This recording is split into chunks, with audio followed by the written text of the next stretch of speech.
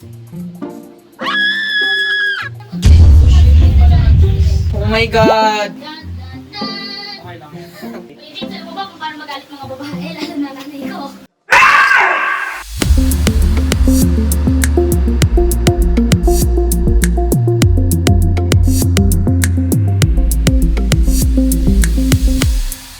Good morning! So, yun nga. Napag-desisyonan ko since bagong gising ako, tapos medyo matagal na ako nakatambay dito sa bahay. Sabihan ko kaya si James na kulayan niya yung buko. Tingnan natin. Let's have this a surprise for James.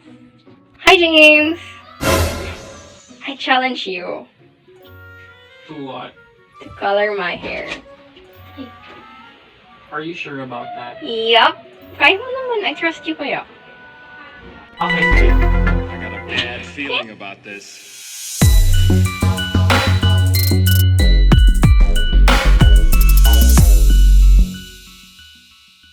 Hi, I'm James. And I'm Kelly. Welcome to our vlog and welcome to our life. And love, it's our anniversary month. Yes, it's our anniversary month. And we promise ourselves to recreate ourselves for this new normal. Yeah, hashtag new normal, hashtag new us. COVID-19 does really bring us down to our knees. More of us are being much vulnerable since it's a lot of changes. Majority of the people got locked down and businesses turned down, people loses their jobs, Yeah. health workers overworked, and also they are being deprived Yeah. from family touch. Majority of us got depressed because apparently life will never be the same. Yeah.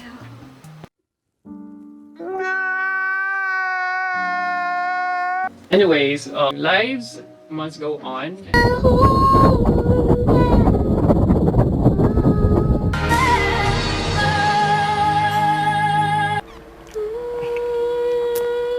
And we need to, Be happy yes, we need to be happy and get away from all the negativities. and let us recreate ourselves. Correct. You're really my man. Thanks though. So for our first challenge is we are going to change our appearance a little bit. Let's see that if you can really do my hair because it's longer than before. Without further ado, let's roll it. So the first thing I did is I literally prayed to God that I would never fail drastically. I researched some trendy looks for 2020 and I found this. While searching ways to bleach hair, I stumbled upon some horrible videos that might happen to her that would kinda drag down confidence.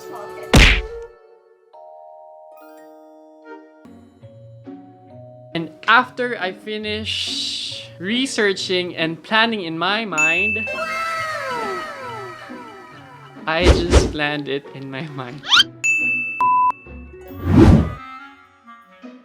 I prepared some materials for bleaching with the help of my cousins.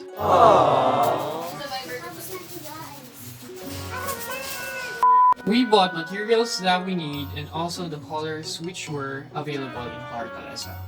For our bleaching mixture, we used the brand Bleacy Platinum Blue Non-Dusting Bleaching Powder, Goldmon Spa 40 Volume Developer Cream.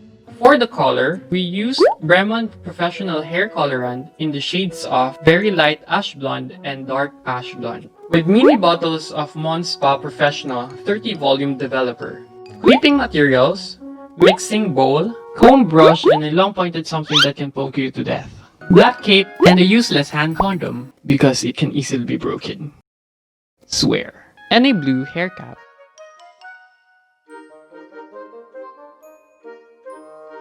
I prepared the bleaching mixture, 1 part blue bleaching powder and 1 part developer. I mixed it all together until I've reached the toothpaste-like consistency. And I also partitioned Kelly's hair. Yeah, I also learned that. Starting from the back to front, grab few hair and make a stroke. And some kaartihan moments. Oh shit, hindi pala nag-kiss. Oh my God! Oh my God, James. Ano yun? Anong hindi mo nagawa? Shems. Ano nagawa, James? Okay lang yan. May sarili na tayo music. Iisip mo ba kung paano paano magalit mga babae, lalo na nanay ko. Crazy! Mga kalbo na ako. Make sure that your hair layers are decently soaked with the bleaching mixture. And finish it up by wrapping with a sheet of aluminum foil.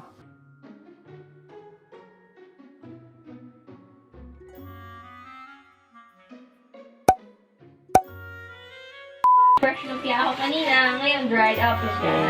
Guys, wait lang, adjust ko lang yung lights. So yun, nakikita natin na blonde na talaga si Kelly. And for the purple, and for the purple, and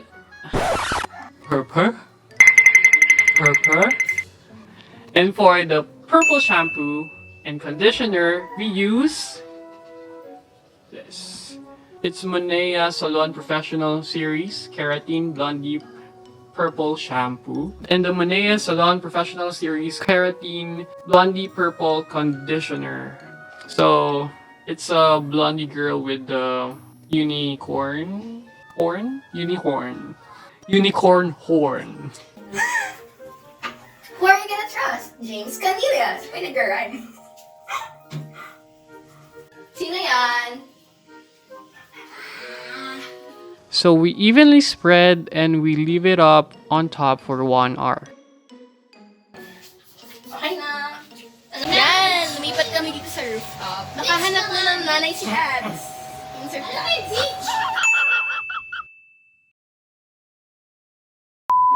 I left Kelly's root unbleached, by the way, because I'm going to give her a reverse balayage the day after I apply the light color. So for Kelly's color, I chose very light ash blonde for the ends and top it up with dark ash blonde.